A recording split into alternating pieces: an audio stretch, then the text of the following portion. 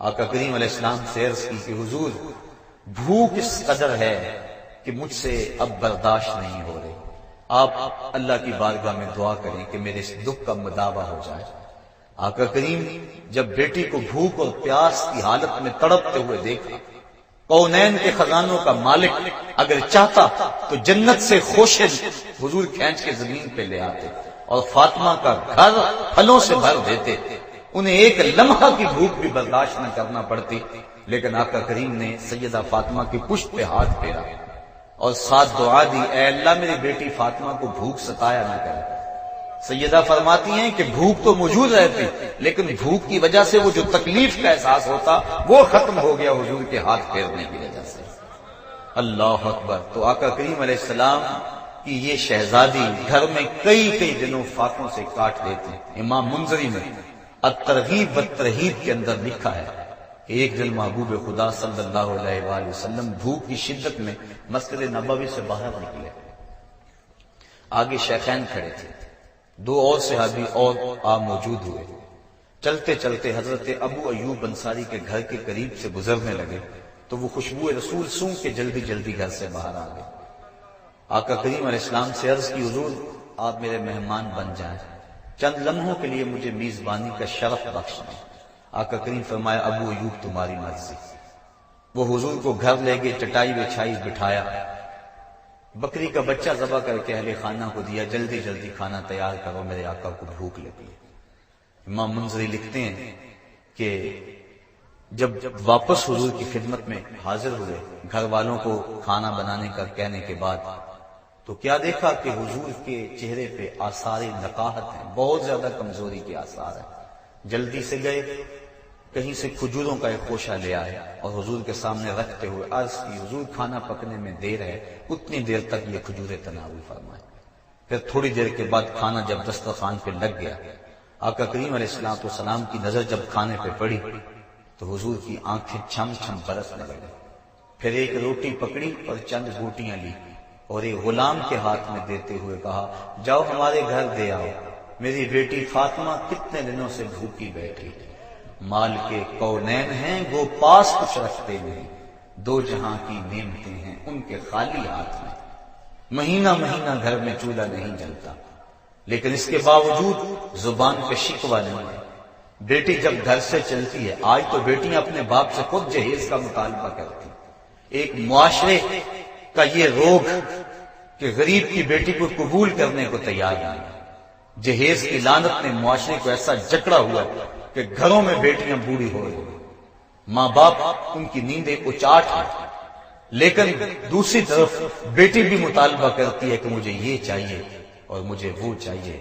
لیکن دنیا دیکھے اس منظر کو، جب دو جہاں کے سردار کے گھر سے آقا کریم کی بیٹی گھر سے نکلتی ہے تو جہیز ان کے پاس کیا ہے؟ ایک مشکیزہ، ایک چکی، ایک آفتابہ، ایک چٹائی کھجوروں کی، یہ ہے ان کا اثاثہ، یہ ہے ان کا سامان جو لے کر حضرت علی المرتضیٰ کے گھر میں پہنچتی ہیں، اور پھر وہاں جا کر چکی پیس کے گزر اوقات کی جا رہی ہے۔ مشکیزہ کندھے پہ اٹھا کے یہاں نشان پڑ گئے، چکی پیس کے ہاتھ میں چھالے پڑ گئے، سارا دن چکی پیستی ہیں اور ساری رات مصلی بچھا کے عبادت کرتی ہیں۔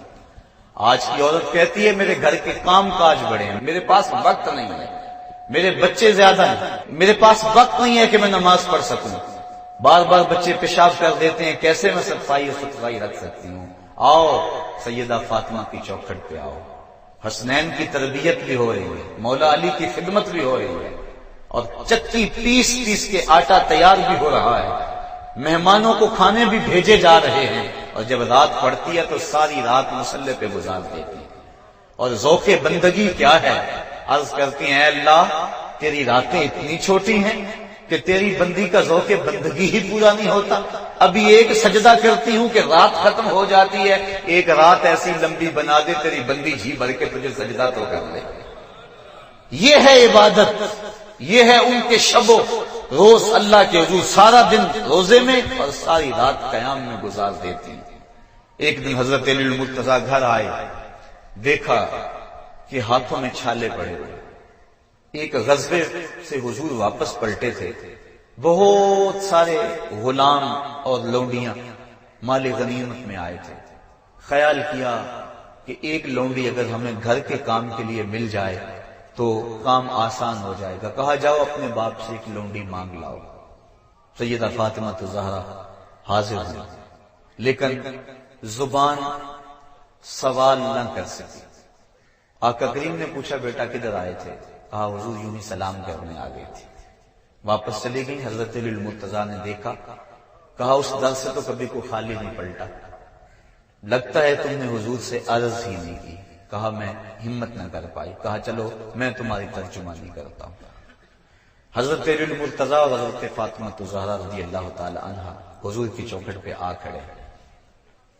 آقا کریم نے پوچھا، بتایا حضور یہ حالت ہے، ہاتھوں کے چھالے، ساری رات عبادت میں گزرتی ہے اور دن چکی پیس پیس کے یہ حال ہے، وقت نہیں، فرصت نہیں۔ اگر ایک لونڈی آپ اپنی بیٹی کو عطا کر دیں تو کام کاج میں معاونت ہو جائے گی۔ اب آقا کریم کے ہاں لونڈیوں کی کثرت ہے، قطاریں لگی ہوئی اور بیٹی دروازے پہ کھڑی ہے۔ حضرت علی المرتضیٰ سفارش کر گئے۔ خیال تو پڑتا ہے انہوں نے ایک مانگی، حضور نے کئی دے دی ہوں گی، لیکن تاریخ بڑے حیرت ہوتی ہے۔ آقا کریم علیہ السلام نے 3 قسمیں کھا کے فرمایا، واللہ لا آتیکما، واللہ لا آتیکما، واللہ لا آتیکما، اللہ کی قسم میں تمہیں کچھ نہیں دوں گا، اللہ کی قسم ان غلاموں اور لونڈیوں سے میں تمہیں کچھ نہیں دوں گا۔ پھر کہا اللہ کی قسم میں تم دونوں کو ان غلاموں اور لونڈیوں سے کچھ نہیں دوں گا، میں تمہیں لونڈیاں دے دوں اور صفہ کے چبوترے پہ بیٹھ کے پڑھنے والے میرے طالب علم ان کے پیٹ کمر سے لگے ہوئے، بدر کے شہیدوں کے یتیم بچے بھوک میں ہیں اور یہ لونڈیاں میں تمہیں دے دوں، میں تو یہ لونڈیاں بیچوں گا اور بدر کے شہیدوں کے بچوں کا پیٹ پالوں گا، اور میرے صفہ کے چبوترے پہ بیٹھ کے جو طالب علم دین سیکھنے آئے ہیں میں تو ان کی غذا کا بندوبست کروں گا۔ لیکن بیٹا تم میری چوکھٹ پہ آئی ہو، خالی نہ جاؤ۔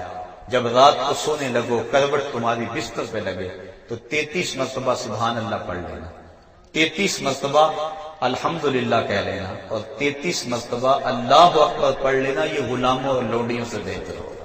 یہ جو ہم نماز کے بعد تسبیحات پڑھتے ہیں اس کو تسبیحات فاطمہ اسی لیے کہتے ہیں کہ سیدہ فاطمہ الزہرا کو اس وقت حضور نے یہ چیز عنایت فرمائی، کہا یہ غلاموں اور لونڈیوں سے بہتر ہے، یہ پڑھ لیا کرو، لیکن تم ان غلاموں اور لونڈیوں سے کچھ نہیں دوں گا۔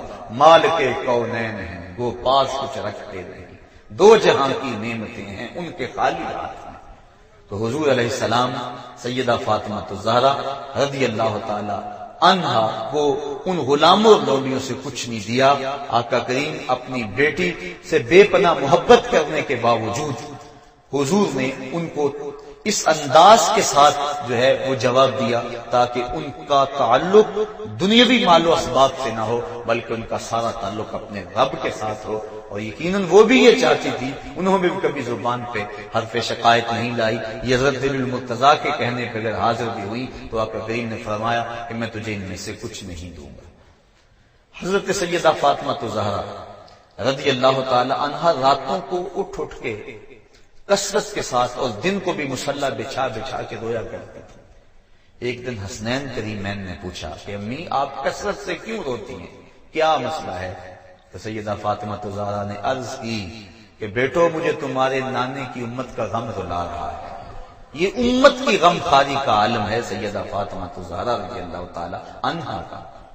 اپنے پیٹ بھوکے ہیں لیکن اگر دروازے پہ سائل آیا تو وہ خالی نہیں موڑا جا رہا۔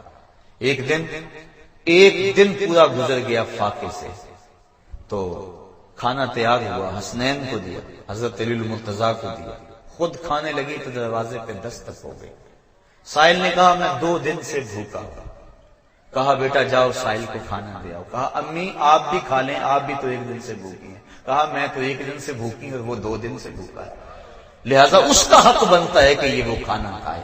اپنا پیٹ کاٹ کاٹ کے لوگوں تک جو ہے وہ پہنچاتے رہے، یتیم کو، مسکین کو، اسیر کو راہ خدا کے اندر لٹاتے رہے، اپنے جو لباس پہنا ہوا تھا حضرت سیدہ فاطمہ الزہرا نے، اس کے اوپر 12 پیبند لگے تھے، اور اون جو اونٹ کی اون کا وہ بنا ہوا تھا، اور 12 پیبند اس کے اوپر لگے تھے۔ یہ استغنا کا عالم ہے۔ تو سیدہ فاطمہ الزہرا رضی اللہ تعالی عنہا کو جس روپ کے اندر بھی دیکھو، آپ بے مثال اور بے مثل نظر آ رہی ہیں۔ بیٹی ہونے کی حیثیت سے دیکھو تو جو اعزاز ان کو حاصل ہے، کائنات کی کسی اور عورت کو حاصل نہیں ہے۔